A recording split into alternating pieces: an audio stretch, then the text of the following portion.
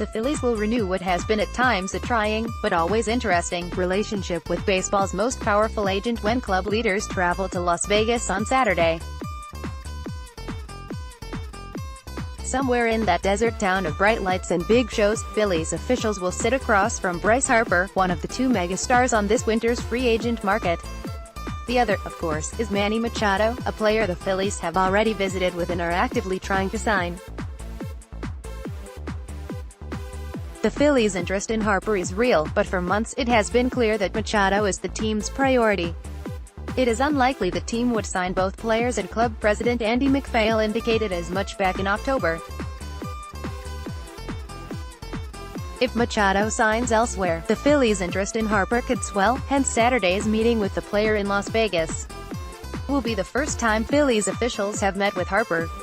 They have already had several ground-laying conversations with Harper's superagent, Scott Boras. The current Phillies front office knows Boras well, having hammered out a deal with him for Jake Arrieta last year. But Boras' relationship with the franchise goes back farther than that, and it hasn't always been smooth sailing. Working out a deal for first-rounder Carlton Lower in 1994 was easy, but it was a different story just a few years later when the two sides could not come to an agreement for No. 2 overall pick J.D. Drew, and he re-entered the draft after a year of acrimonious negotiations that included Boras appearing via satellite from California on our very own sports network and getting into a testy verbal joust with Curt Schilling, who was then still a Philly and sticking up for his team. The Phillies had only limited dealings with Boras for a while after l'affaire Drew. Things got a little sticky in the fall of 2011 when the two sides were moving toward a contract extension for free agent Ryan Madson before the Phillies quickly pivoted and signed Jonathan Papelbon. Boras was not too happy with the Phillies, but he didn't hold a grudge. He never does. He didn't become the game's most powerful agent by closing doors on potential landing spots for his guys. Heck, he even put on a happy face during the Drew saga and negotiated a one-year deal with the Phils for infielder Mark Lewis in December 1997.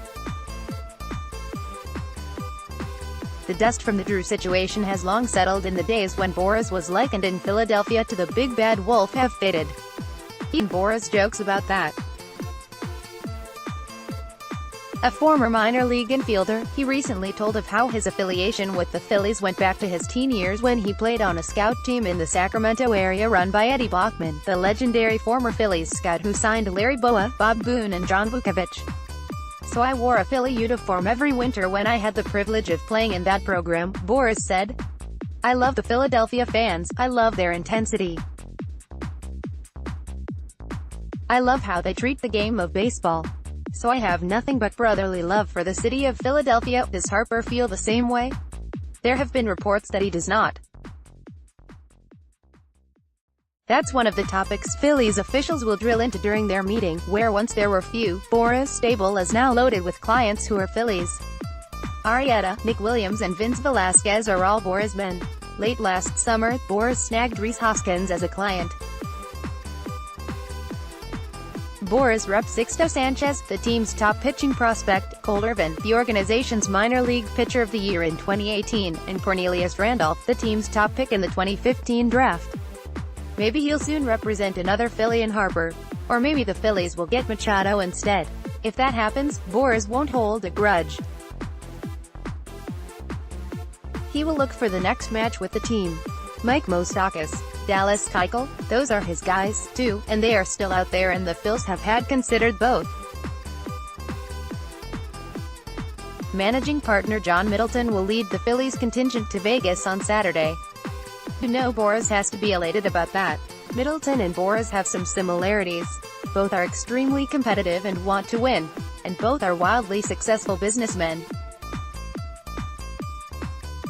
Boras has long preferred to sit at a negotiating table with the people who own teams. It's almost as if he sees them as equals, speaking a shared language.